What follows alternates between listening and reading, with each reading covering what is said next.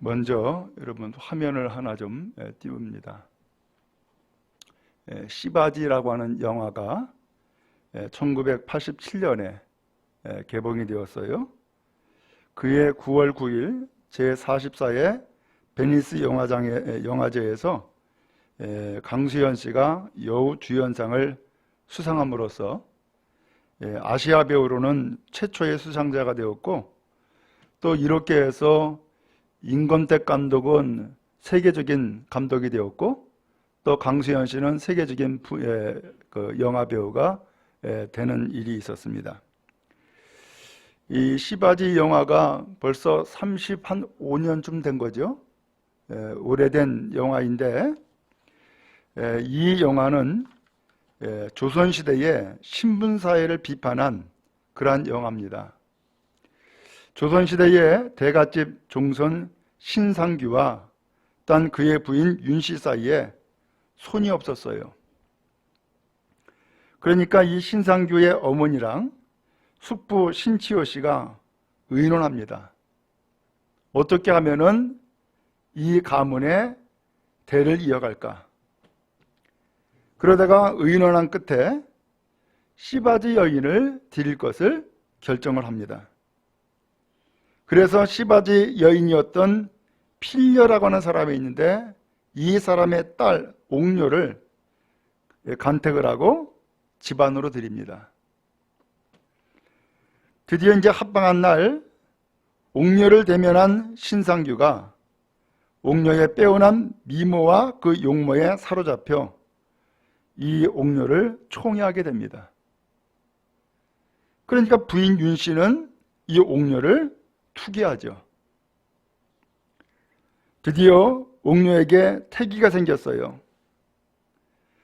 집안 온 사람들이 옥녀를 떠받들게 되자 옥녀도 잠시 자신의 처지를 망각하고 상규를 진실로 사랑하게 됩니다. 필려는 자신의 과거를 돌이키며 딸 옥녀를 타이릅니다. 그렇지만 옥녀는 어머니의 제안을, 이야기를 받아들이질 않습니다. 옥녀가 아들을 낳았어요. 근데 아들을 낳자마자 그 아이는 곧장 그 주인마님 윤 씨의 품에 안기게 됩니다. 그리고 신씨 종가는 경사를 맞이하게 되죠. 그런데 그날 옥녀는 자기 아기의 얼굴을 보지도 못하고 그날 밤 떠나라고 하는 명령을 받습니다. 자신의 한많은 생애를 한탄한 이 옥녀, 결국은 죽음으로 그의 인생을 끝냅니다. 바로 이것이 시바지 영화의 내용입니다. 오늘 이 영화를 먼저 여러분에게 말씀드리는 것은, 오늘 성경 본문이 이 시바지와 아주 유사한 그러한 내용이기 때문에 말씀을 드리는 겁니다. 그야말로 일생에 돌봄이라고 하는 것은 받아보지 못한 한 여인이 있습니다. 그 여인이 바로 하갈이라는 사람입니다. 이 사람은 애굽 사람인데 아브라함의 아내 사레의 몸종으로 그의 일생을 살게 됩니다. 근데 이 사레가 아브라함을 따라서 가나안 땅에 왔는데 벌써 10년이 넘은 거예요. 근데 자식이 없어요. 그러니까 이 사레가 어떻게 하면 이 자식을 낳고 또 이어갈 수 있을까 고민하다가 방법이 없는 거예요. 자신은 자식을 낳지 못하죠. 또 그나마 또 나이도 많죠. 그러니까 이 사레가 다급한 나머지 자기 몸종 하갈을 아브라함에게 첩으로 주게 됩니다. 아브라함은 그 제안을 받고 드디어 이 하갈을 자기의 그 첩으로 받아들이죠. 이 하갈이 임신하게 되었어요. 그러니까 그의 부인, 아브라함의 부인 사레는 반대로 학대를 하게 된 거예요. 결국 하갈은 이 사레의 학대를 피해가지고서 결국은 도망자가 돼요. 근데 도망하는 길에서 그는 하나님의 돌보심을 경험하는 놀라운 은혜를 얻게 되어져요. 이 하갈이 사례를 피해서 도망을 하는데 그 도망이라고 하는 것이 단순한 문제가 아니에요. 당시 이 하갈은 사례의 몸종으로 있었기 때문에 그나마 목숨 부지하고 또 밥 먹고 사는 거예요. 그가 이 아브라함의 첩으로 들이게 되어진 것도 사실은 종이기 때문에 이런 일이 벌어진 거예요. 그가 선택한 것도 아니고 그가 원했던 것도 아니고, 그래서 그 주인 마님 사례의 몸종으로 거기에서 지내다가 이제는 그 주인의 첩으로 생활을 하게 된 거죠. 그는 그야말로 씨바지예요. 자식을 낳아줘야 되는 처지에 놓이게 됐어요. 그러면서 임신하고 그 아브라함의 씨를 받게 되자 그는 한편으로 마음이 아마 우쭐한 마음이 있었나 봐요. 여주인 사례가 그 하갈이 자기가 임신하니까는 나를 멸시했다고 그러면서 그 집안의 어른들이, 그 주인들이 싸움이 생긴 거예요. 아브라함과 사례가.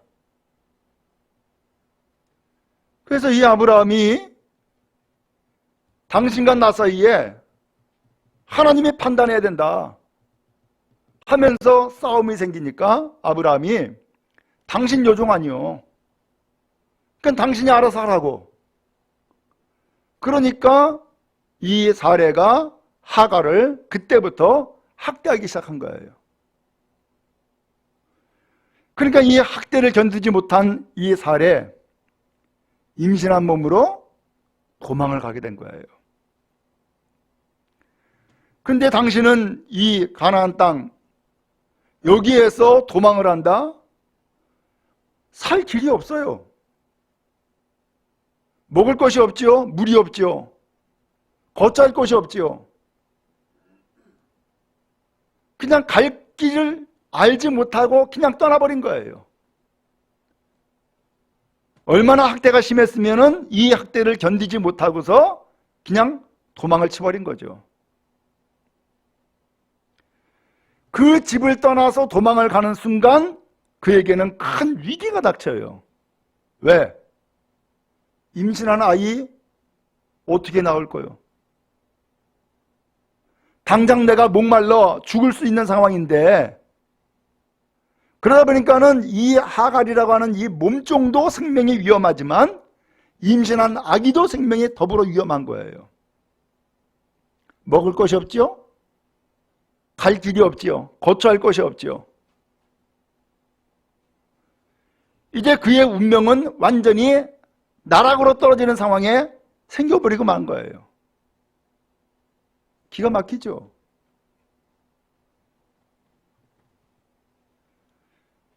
그 주인 아브라함의 첩이 아니었다면은 내가 이렇게 이 집을 떠날 이유가 없었는데,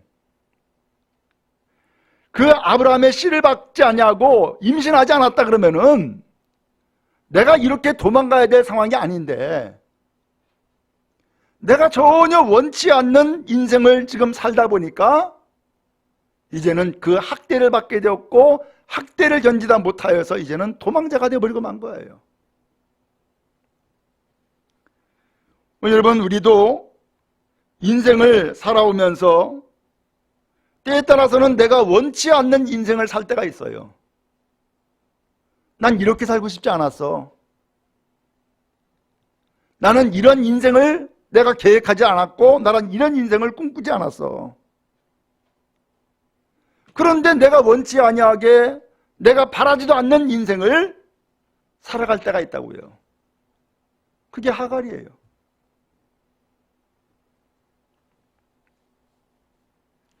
더군다나 이 하갈은 애굽 사람이라 그랬어요. 소위 말하면 종 자체가 틀린 거예요. 그러니까는 아는 사람도 없지요. 그는 노예, 곧 종의 신분이죠. 이제는 이 집을 떠남으로써 이제는 도망자가 되어버렸죠. 그의 신분과 그의 목숨조차도 그 어디에서 보호받을 수 없는 그러한 처지에 놓여버리고 만 거예요. 그런데 이 하갈에게 놀라운 은혜가 임한 거예요. 그 은혜가 뭐냐? 이 사례가 그렇게 집을 떠나서 도망을 갔는데 당장 목이 마르니까 물을 찾아 다닌 것 아니에요. 그래서 7절에 보니까는 광야의 샘물곁, 술길이라고 하는 샘 곁에 다다르게 된 거예요. 야, 이제는 내가 살았구나 라고 생각을 했는데 그 샘에서 누굴 만났느냐? 하나님을 만난 거예요. 그래서 7절에 보니까 여호와의 사자가 광야의 샘물곁 곧 그 술길 샘 곁에서 그를 만났다라고 했어요. 하나님은 도망자가 된 이 하갈 그 광야에서 만나주신 거예요. 목숨이 위태로운 상황에 빠져 있을 때에 하나님은 이 하갈을 만나신 거예요. 임신 중이면서 그리고 학대받으면서 고통의 인생을 살았던 이 하갈을 그 광야 샘 곁에서 만나주신 거예요. 이건 기적이었고 큰 은혜였어요.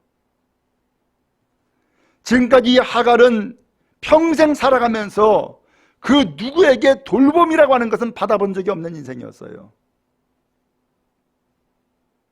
아브라함의 첩이 되면서 어쩌면은 아브라함이 그 하갈을 참으로 총애했을지도 몰라요. 왜? 자기의 씨를 받아서 자식을 낳아주는 사람이니까. 그때에 잠시 위안을 받을 수 있었을지 모르지만은 반대로 사라의 입장에서는 내가 받을 사랑과 내가 받을 총애를 빼앗아 버린 사람이니까 그를 이제는 학대를 하게 된 것이고 그 학대를 견디지 못한 이 하갈은 결국은 도망자가 되어버리고 만 거죠.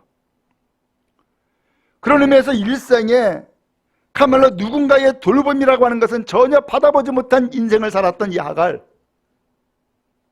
하나님께서 도망자가 되어지고 나그네가 되어지고 그의 목숨을 담보할 수 없는 인생을 살고 있는 이 하갈을 그 샘 곁에서 만나주신 거예요. 오늘 하나님께서 우리도 이와 같이 만나주신 줄로 믿습니다. 나는 그때 죽고 싶었어. 그런 삶을 사는 인생도 있을 수 있죠. 그때 나는 내 인생이 저주스러웠어. 내가 이렇게 살아야 되는가라고 하는 한탄을 했어. 내 인생의 희망이라고 하는 것은 아무것도 없어 라고 할 때에 오늘 하나님은 여러분들을 외면하지 아니하시고 붙잡아 주시고 만나 주시고 도와주신 줄로 믿습니다. 사실 성경에 보면은 이와 같이 가말로 벼랑 끝에 다다랐을 때에 하나님을 만나가지고서 인생이 바뀌어진 사람들이 수도 없이 많아요. 이스라엘 백성이 대표적으로 했죠. 애굽을 탈출했어요. 광야를 지나가지고서는 이제 하나님의 약속한 땅으로 가야 되는데 첫 번째 홍해라고 하는 바다를 만났어요. 이 바다 건너갈 수가 없잖아요. 건너가야 되는데. 근데 뒤에서 또 애국 군대가 또 쫓아와요. 탈출한 이 이스라엘 백성들 전부 다 죽이겠다는 거죠. 앞으로도 갈 수 없고 뒤로도 갈 수 없는 그런 위기의 상황에 빠져 있을 때에 모세는 하나님 앞에 무릎을 꿇어요. 어떻게 하면 좋겠냐고. 그랬더니 하나님께서 모세에게 지팡이를 잡고 네 손을 내밀어 바다를 향하라.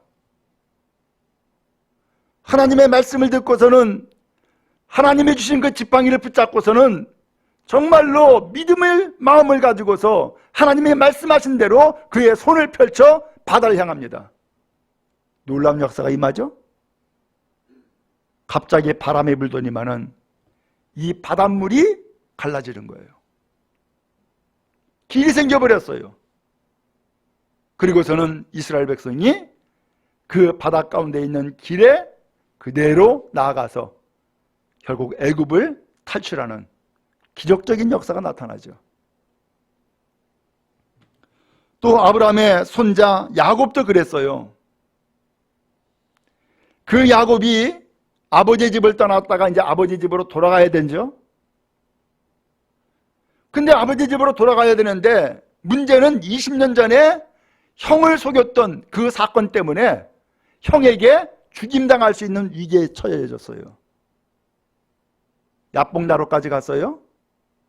거기에서 자기 부인들, 자식들, 종들, 재산들 다 보내요. 그런데 마지막에 자기는 못 건너가요. 자기 목숨이 위험하기 때문에. 그때 그 자리에서 하나님과 겨루게 되죠. 결국 기도한 거예요. 거기에서 하나님 또 만나요. 그리고서 야복나루를 건너가 그의 길이 평안해질 수 있었던 거예요. 여러분, 이상합니다. 하나님은 오늘 우리가 위기에 처하고 갈 곳이 없을 때에, 혹은 하나님은 우리가 병들어 인생을 끝낼 수밖에 없는 상황에 빠져 있을 때에 놀랍게도 하나님은 그 자리에서 우리를 만나주시더란 말이죠. 그 자리에서. 바랍니다. 그런 의미에서 오늘 하나님을 만나는 놀라운 은혜가 여러분 모두에게 임하기를 주님 여러분 축복합니다. 하나님이 이제 이 하갈을 만나시고서 하갈에게 묻습니다. 하갈아, 내가 어디서 왔으며 어디로 가냐? 라고 묻습니다. 어디서 왔고 어디로 가느냐라는 거예요. 그걸 왜 물어요? 하나님이 모를까요? 아시겠죠? 근데 왜 물어본 거예요? 네 인생의 근본이 어디냐라는 거예요. 네 삶의 근본이 어디냐라는 거예요.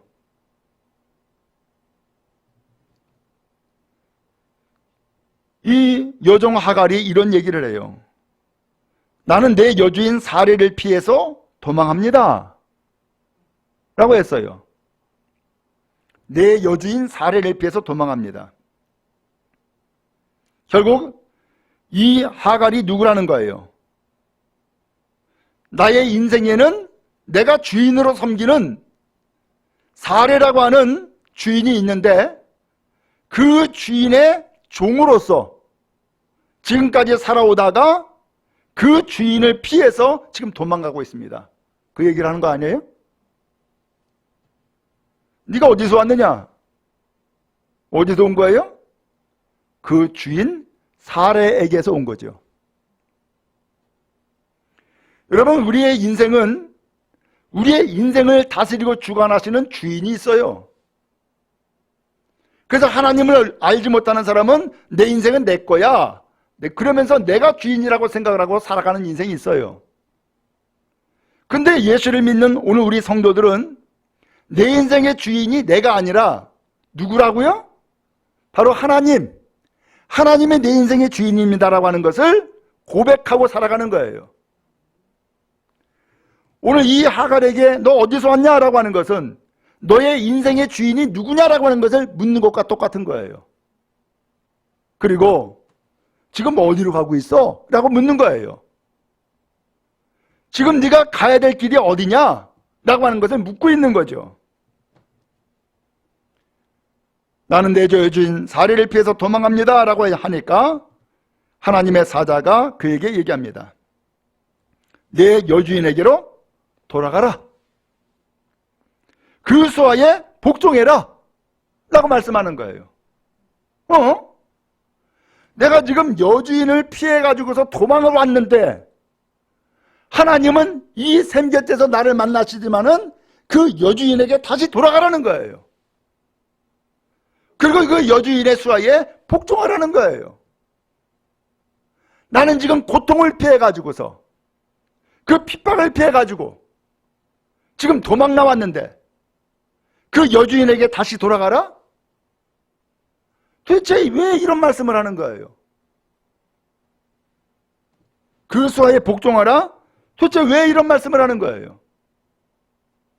오늘 여기에서 알 수 있는 것은 오늘 이 하갈이 가는 인생길에 하갈을 만나신 하나님께서 그의 길을 다시금 돌아보게 하시고 또한 그의 길에 하나님이 선한 인도자가 되어주셔서 그의 갈 길을 안내해주고 그의 갈 길을 지시하고 그의 갈 길을 말씀해 주시더라는 거예요.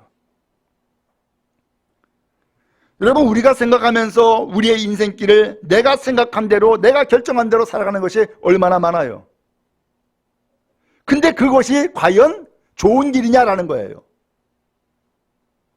그런 인생을 살아왔던 나의 인생이 과연 열매가 맺고 정말로 복된 길로 왔느냐라는 거예요. 되돌이켜 보니까는 그때 내가 잘못 생각했네. 그때 내가 올바른 길로 나온 것이 아니네. 그때 내가 판단에 실수가 있었고 생각에 착오가 있었네. 지금 하갈이 그런 거예요. 왜 여주인에게 돌아가고 그 수하에 복종하라는 말씀을 왜 했을까? 한마디로 표현하면은 그게 살 길이기 때문에 그래요. 그게 살 길이에요. 그 여주인을 떠난다라고 하는 것은 그때부터 죽은 목숨이에요. 그에게 양식 줄 사람이 어디 있으며 그래도 그를 돌볼 사람이 누구예요? 그 여주인밖에 없어요. 그러므로 여주인에게 돌아가라고 하는 것은 너의 생명의 근본되고 삶의 근본되는 그 주인에게 돌아가라는 말씀은 결국 나를 위한 말씀인 거예요. 우리는 마음이 때에 따라서는 완악해요. 교만해요. 그래서 무슨 생각하냐면 하나님 없이도 나 살아 라는 생각을 할 때가 있단 말이에요. 그러면서 하나님을 떠나려고 그래요. 믿음에서 벗어나려고 그래요. 그건 사는 길이 아니에요. 그것은 내가 교만한 마음을 가졌던 것이고 내 삶을 착각했던 것이고 그리고 실수했던 거예요. 내 살 길은 어디냐? 나의 주인에게 돌아가는 거예요. 야곱이 왜 그렇게 아버지의 집으로 돌아가려고 했을까? 20년 동안 삼촌 라반의 집에서 종살이하고 거기에서 결혼하고 자식 낳고 거부가 되었는데도 불구하고 그의 인생의 마지막은 아버지에게로 가겠다는 거예요. 그게 그의 유일한 소망이었어요. 왜? 아버지의 집을 떠나가지고서는 장자권 받은 것이 아무런 소용이 없어요. 아버지 집에 있을 때에 장자권 받은 것이, 장자권 얻은 것이 효과가 있는 것이지 아버지 집을 떠나면 아무 소용이 없어요. 마찬가지예요. 우리가 하나님을 떠나서 오늘 우리의 인생을 복되게 할 수 있다? 천만에 없어요. 없어요. 왜? 하나님은 오늘 이 세상을 창조하시고 다스리시기 때문이에요. 하나님은 오늘 우리의 생명 주시고 날마다 은혜를 주시고 복 주시기 때문이에요. 그래서 하나님 떠나가지고서는 아무것도 얻을 것이 없어요. 그래서 이 하갈에게 여주인에 돌아가라고 하는 것은 나의 인생의 근본으로 돌아가라 그 뜻이에요. 그 소아에 복종하라고 하는 것은 역시 바로 그 주인에게 복종함으로써 오늘 우리의 태도와 자세를 바르게 가져라라는 뜻이에요. 오늘 하나님은 이와 같이 하갈을 만나셔서 그의 갈 길을 인도하시는 그런 하나님이신 거예요. 그럼 여러분, 우리가 살아가면서 때에 따라서 하나님이 나에게 감동을 주십니까? 하나님이 나를 만나셨습니까? 그리고 하나님께서 나에게 말씀하신 것이 있고 깨닫는 게 있습니까? 돌아가는 은혜가 있기를 축복합니다. 그리고 하나님의 인도하심을 힘입으시기 바랍니다. 그게 사는 길입니다. 그게 복된 길입니다. 자, 하나님께서는 이렇게 여주인에게 돌아가라, 그 수에 복종하라 라고 하시더니만은 놀라운 이야기를 하시는 거예요. 먼저 10절에 내 씨가 크게 번성하여 그 수가 많아 셀 수 없게 하겠다. 내 씨를 크게 번성한다? 그 수가 많아 셀 수 없게 한다? 이게 뭐예요? 민족을 이루게 해주겠다는 얘기예요. 아니, 나는 종이고 나는 지금 씨바지인데, 아니 지금 임신해서 그 임신한 아이 때문에 내가 지금 이렇게 고생하고 있는데 오히려 오늘 내 씨를 크게 번성하게 한다? 지금 죽느냐 사느냐라고 하는 문제를 놓고 있는데 오히려 죽느냐가 아니라 사는 길로 나가게 하며 번성하게 해서 그 수를 셀 수 없게 만들어주겠다라는 말씀하시는 거예요. 민족의 축복인 거죠. 더 나가서 그 하나님의 사자가 또 이야기합니다. 네가 임신했으니까 아들을 낳을 거다. 그러면서 이름을 이스마엘이라고 해라. 그 이스마엘이라는 이름의 뜻은 하나님이 네 고통을 들으셨다라는 뜻이라는 거예요.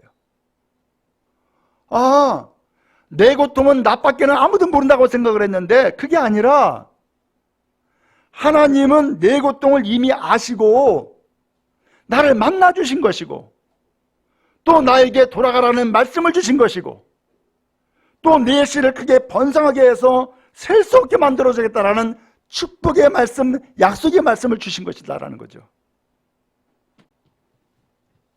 그리고 그가 사람 중에 들레가 같이 되리니 그의 손이 모든 사람을 칠 것이고 모든 사람이 그의 손을 칠 것이며 그가 모든 형제와 대항해서 살리라. 오늘 이 하갈은 샘 곁에서 하나님을 만나가지고서 놀라운 약속의 말씀, 축복의 말씀을 들은 거예요. 내가 노예이기 때문에, 내가 종이기 때문에, 내가 자식을 낳아도 역시 종이었을 텐데 하나님은 이상하게 섭리해가지고서 아브라함의 씨를 얻게 하고 아브라함의 씨를 얻게 함으로써 이제는 종이 아니라 아브라함의 자손을 얻게 하는 놀라운 결과를 맺게 만들어 주신 거예요. 신분이 바뀌어버리는 거죠. 더 나가서 그 아브라함의 씨를 크게 번성하게 해서 셀 수 없게 만들어 주겠다. 결국은 민족을 이루겠다는 말씀이죠. 이 약속의 말씀이 결국 이루어져서 이루어진 그 민족이 바로 지금 아랍 사람들인 거예요. 또 그가 사람 중에 들레같이 되어서 모든 사람이 그를 칠 것이고 또한 그가 또한 모든 사람을 치겠다. 전쟁을 벌이는 거죠. 그러면서 모든 형제와 대항하면서 살리라. 결국은 하나님께서 그를 참으로 이렇게 번성하게 해서 사는 길로 인도해 주실 것을 약속한 말씀이 되어진 거예요. 하갈은 그 자리에서 깨달았어요. 13절에 보니까는 여호와의 이름을 나를 살피신 하나님이다 하였으니, 하갈은 그 주인을 떠나면서 하나님 만났고, 하나님 만나서 놀라운 약속의 말씀을 들었고, 그 놀라운 약속의 말씀을 들음으로써 아하, 나는 일생을 살아가면서 한 번도 보살핌이라는 것은 받아본 적이 없는데 하나님이 나를 만나시더니만은 하나님이 나를 보살피시는구나 라는 것을 깨달아 알게 된 거예요. 그래서 하나님을, 나를 보살피신 하나님, 이렇게 부르게 되어진 것이죠. 그러면서 이야기합니다. 내가 어떻게 여기서 나를 살피신 하나님을 만났는가? 라는 이야기를 하는 거예요. 여러분, 그런 의미에서 학대를 받습니까? 고통을 당합니까? 눈물 짓습니까? 도저히 견디다 못해서 도망을 가야 되는 상황에 빠져 있습니까? 하나님을 만나는 시간입니다. 하나님의 돌보심을 힘입는 시간입니다. 그리고 내가 지금까지 어떻게 인생을 살아왔으며 앞으로 어떻게 살아가야 될 것인가를 하나님께서 나에게 말씀하시는 순간이 됩니다. 그런 의미에서 하나님의 말씀을 들으시기 바랍니다. 또 하나님의 인도하심을 힘입기 바랍니다. 내 여주인에게 돌아가라. 그 수하에 복종해라. 그것이 나를 고통 가운데 몰아넣는 말씀이 아니었고 오히려 그 말씀이 나를 살리는 말씀이었던 거예요. 나를 축복하는 말씀이었고 더 나아가서 나의 자녀, 나의 후손들이 번성하며 복받는 말씀이었다는 것을 깨달아 알게 됐던 거예요. 오늘 그런 의미에서 여러분, 하나님이 여러분들을 보살피십니다. 하나님이 여러분들을 외면하지 않습니다. 하나님이 여러분들을 사랑하십니다. 그리고 하나님이 여러분들을 놀라운 계획으로 인도하십니다. 그러므로 주님의 말씀을 듣고 주님을 따르는 거룩한 은혜가 임하기를 주님의 이름으로 축복합니다. 하갈, 만약에 그 집 떠나가지고서는 그렇게 끝났으면은 그는 성경에 기록되지 못하는 죽은 인생입니다. 그가 임신한 이스마엘도 태어나지 못할 죽을 인생입니다. 그러나 하나님 만났고 하나님의 음성을 듣고 결국은 여주인에게 다시금 되돌아감으로써 그가 민족을 이루는 민족의 어머니가 되었고 그 이스마엘은 지금의 아랍 사람의 그야말로 원조가 되는 사람이 될 수 있었던 거예요. 하나님께서 오늘 여러분들을 놀랍도록 축복하실 줄로 믿습니다. 만나시기 바라고 들으시기 바라고 또한 주님의 인도를 받는 거룩한 주의 성도 다 되기를 주님의 이름으로 축복합니다.